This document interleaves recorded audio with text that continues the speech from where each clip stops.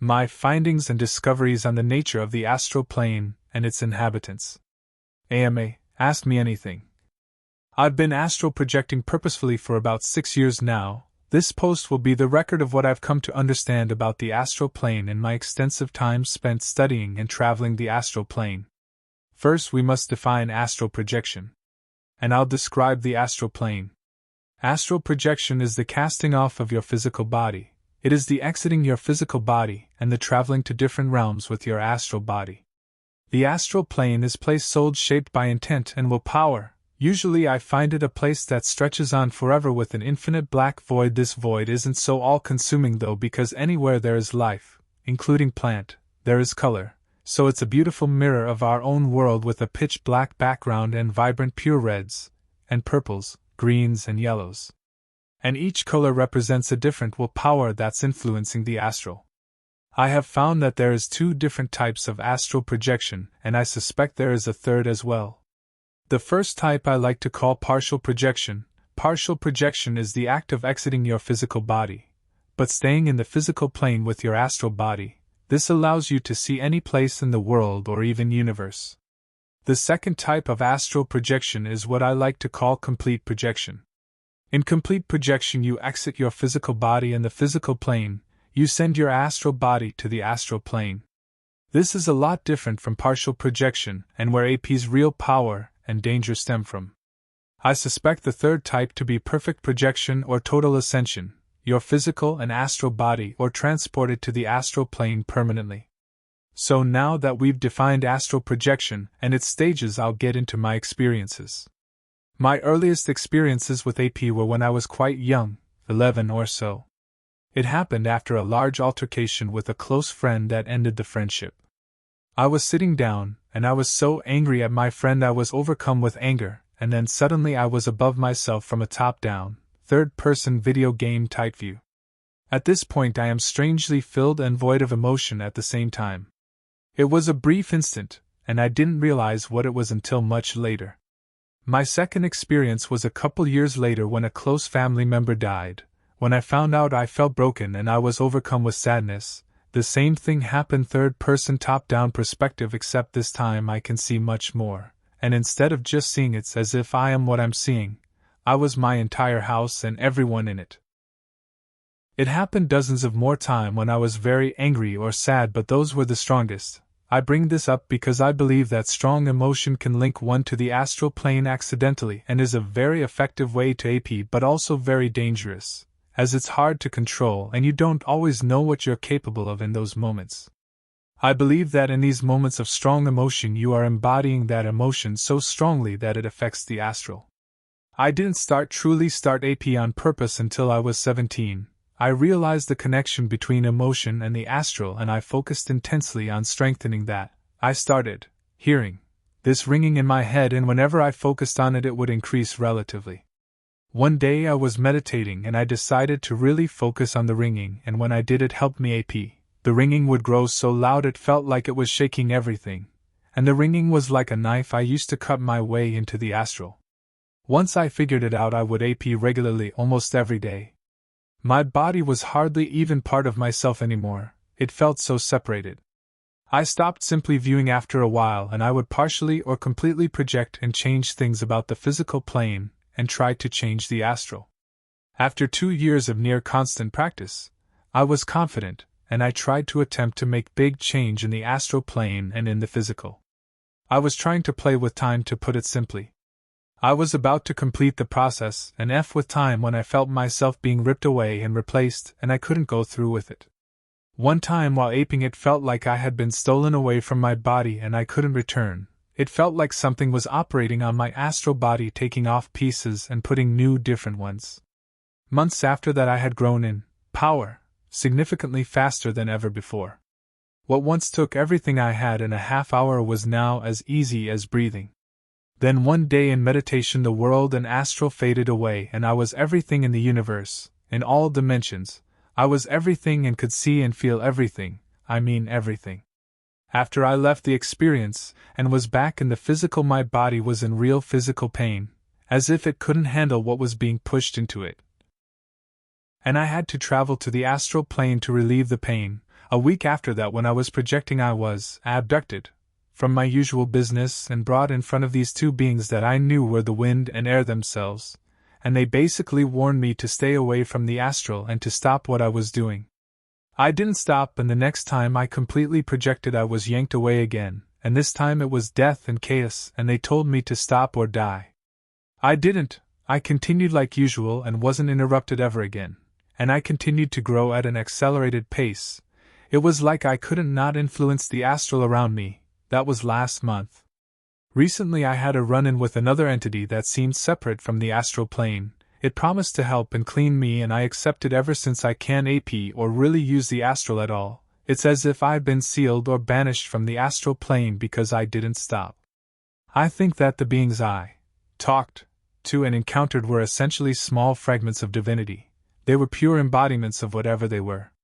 The spirits of the wind and air were not only the wind in our world but in every world and everywhere that there is wind. The being of destruction I encountered was raw, unfettered destruction. And while these smaller beings embodied one thing only, I have encountered a larger, stronger being that embodied everything.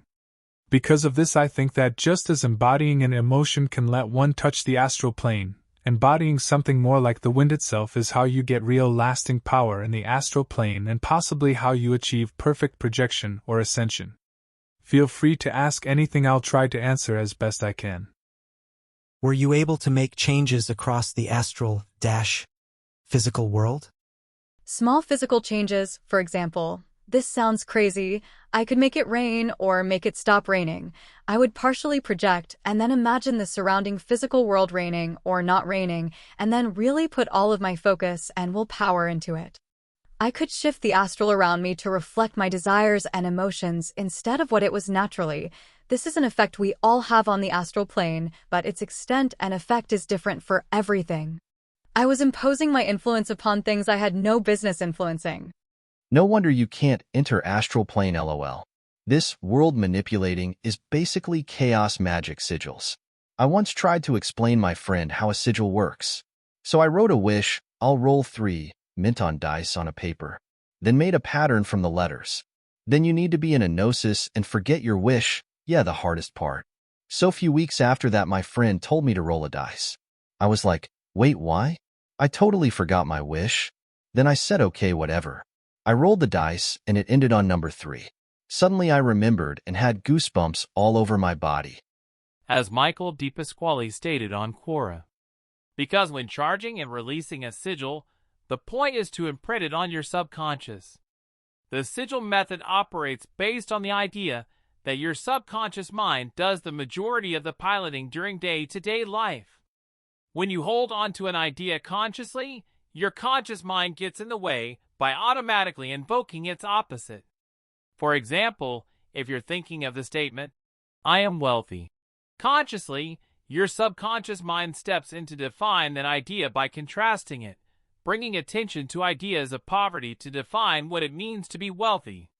By crunching the idea down into a sigil, you're able to communicate the idea to your subconscious mind, bypassing the need for language, which is how your conscious mind communicates.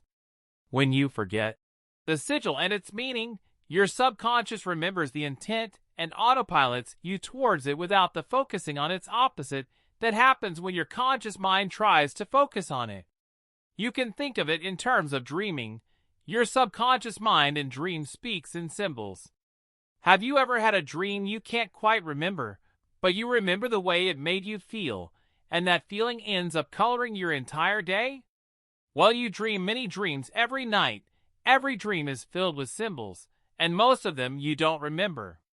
Maybe you wake up happy and full of energy, maybe in a bad mood, whatever. Maybe around lunchtime you have a craving for something. If you're on autopilot, you get that food for lunch. You justify it as a conscious choice, but really the food made you feel a particular way, which you desired based on a mood you were in, which was determined by the mood you woke up in, which was largely informed by the symbols floating around your subconscious while you were asleep. Sigil magic is dropping a custom-crafted symbol into that machine and waiting for it to play out. I think you may be still lucid dreaming when you are projecting. I have had hundreds of OBEs and my experiences are very different than what you are describing. The worlds I travel to are just as solid, stable and real as life on Earth. You can't easily change the weather or environment with your thoughts.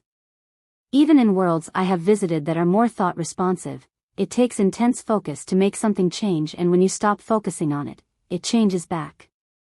They are consensus realties that are created by the group agreements of all the souls that inhabit them. Your journeys sound like you are experiencing your own created worlds instead of a group consensus reality.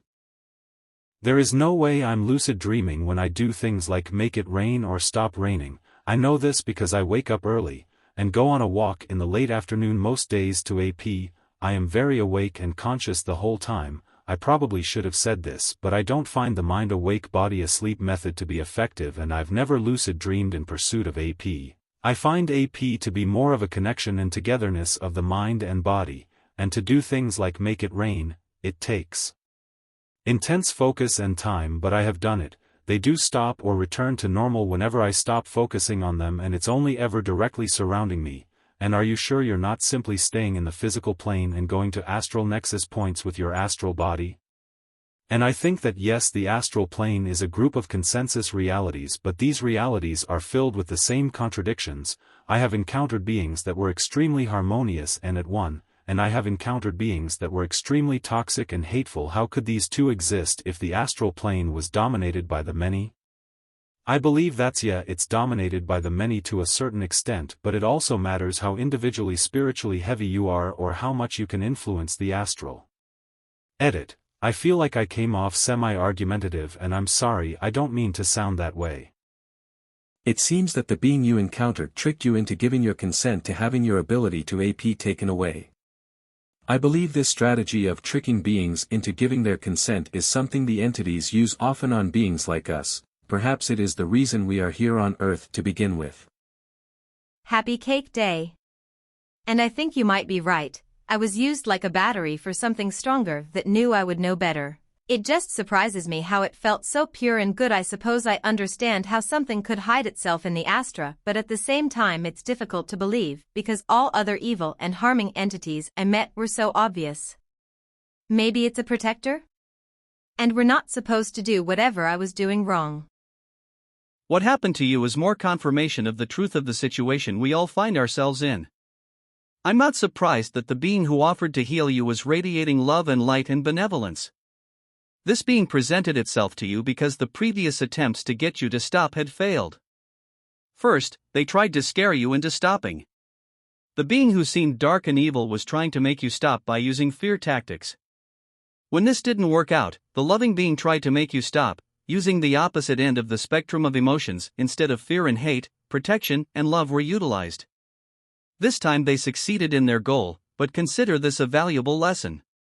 One of the most helpful things I have learned is that, in the astral realm, the good guys and the bad guys are on the same team. The good versus evil deception they use is one of their greatest tools they have for getting our consent.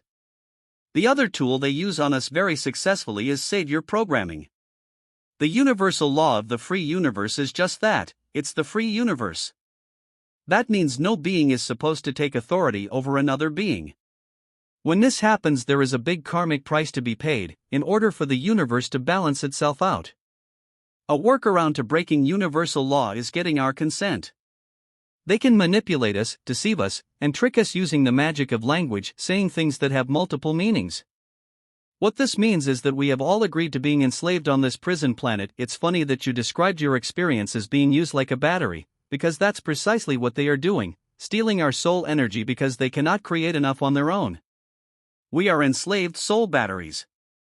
As for what happened to you, and whatever it is that the being took from you, I think that after some time you will have the ability to AP again. My brother has consented to having his energy sapped before, and he felt lethargic and off for a couple months, but eventually returned to baseline. Hopefully you just need some time to recharge. Perhaps it just took some of your reserve energy and it will come back to you. One last thing, none of these astral beings are stronger or more powerful than you are, but they know that you don't know that, so they use it to their advantage. Just another dirty trick of these psychic parasites. Take care. When I say islands, I mean it figuratively. Shards are a better description, like shards of realities floating in a void. When I enter these, they become the fully realized location that they resemble.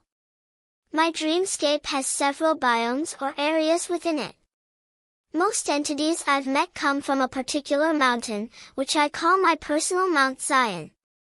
It has a large stone circle and a huge golden beam in the center. My higher or perfect self always sits atop one of them and regulates who comes in or out. There's been a few fifth-dimensional Beiji who've come and spoke philosophy with me, and recognized me as another version of myself. Frequently I visit a place I reference as the Ark, which is an interesting amalgamation of all realities and peoples, fixed in a kind cobweb intertwining of what I'd consider astral ley lines. People there are like in what I'd consider pupils of their higher selves, who exist outside the physical realm. I have memories of this place, and might own alternate forms. It is not my dreamscape but exists adjacent to the Akashic records. When I focus on the ringing, it's like I tune my awareness towards it, to acknowledge it. You're saying I should absently acknowledge it, and empty my thoughts? Interesting description. I AP'd a few times long ago, but involuntarily, and in most of the APs I was just exploring around my home. Once I was hovering a strange planet with pinkish clouds and entered some sort of a subterranean entrance. What you mentioned though is way more advanced than my experience. I'm currently working my way to AP consciously, almost succeeded once when I suddenly felt like falling vertically from my bed, but I was awakened by some noises from physical plane and afterwards I went to sleep and awoke in a lucid dream. What I want to ask you is, beside the powerful emotions that triggered your AP in the early stages, what is that you did to manage to AP at will? What was your mental state? What were the best times for you to AP? What did you feel before and after AP? The first times it was that I had to focus on memories of intense emotion and really feel that emotion again to use it to rip through, but after that it's about remaining determined but not desperate, and calm but not comfortable. I found if I was too comfortable in the astral I would slip back into the physical, and if I was desperate it wouldn't happen. After those first couple times I focused on what it felt like to be in the astral and to exit my body, and focused on that, really imagining it again, and really feeling it again, and then boom, it happened. This is all subjective though, keep an open mind and find your own way. I've noticed that whenever I try to focus on the ringing in my ears it disappears. The same thing for the intense vibrations as you get closer to exiting. Often I have this accompanying feeling of being extremely heavy while light as a feather, which I used to experience all the time as I drifted to sleep. I try to hold on to the feelings whenever they come for as long as possible. I have a recurring dreamscape where everything in it is a metaphorical representation of my psyche in which I explore like a 3D landscape.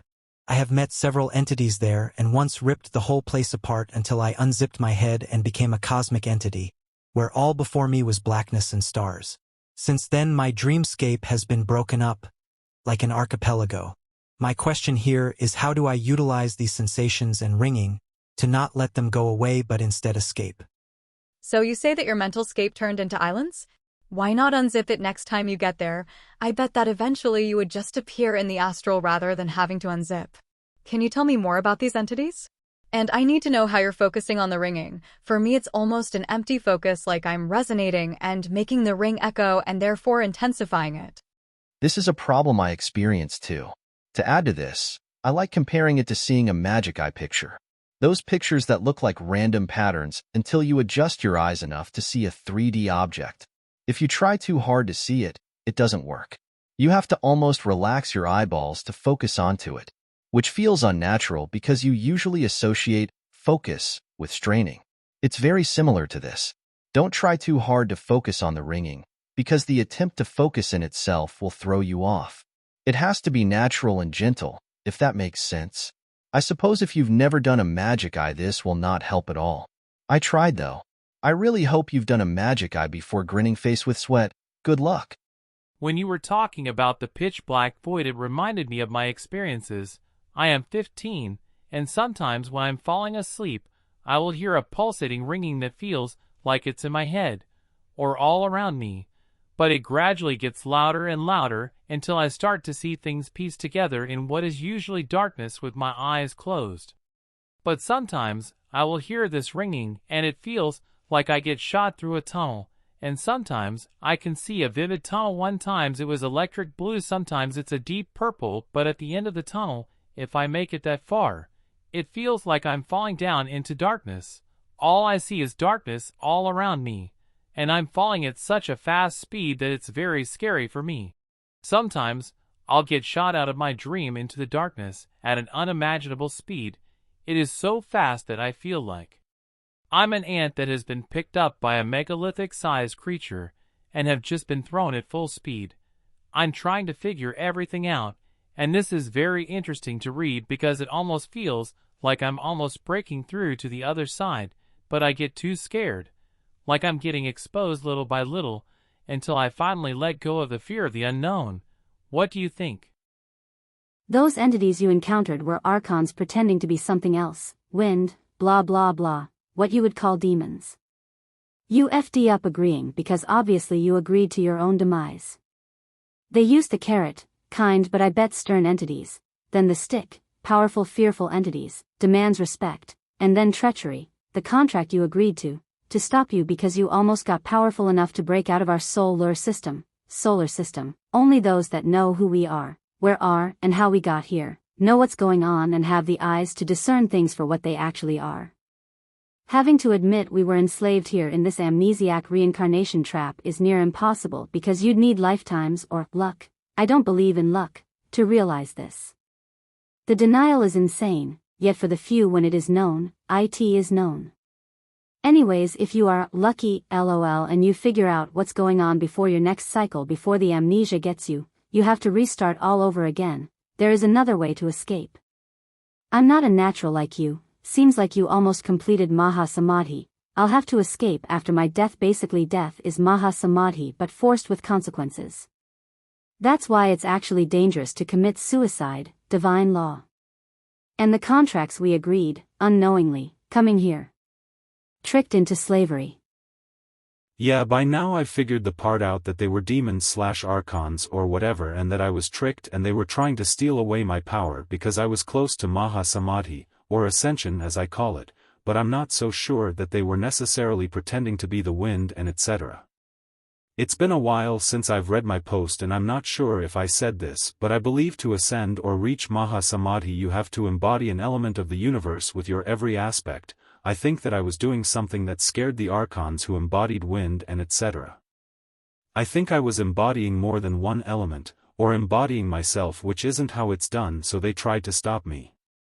I have since those days regained some of my astral power but also stopped venturing and trying nearly as much as I did back then, but a month or two ago I felt the third entity's presence come back and try to finish me. At this point I had kinda rekindled some of my astral power, and when I felt it trying to eat me I resisted, and it felt like I broke a seal along with a sudden burst of energy, and I was able to push it away.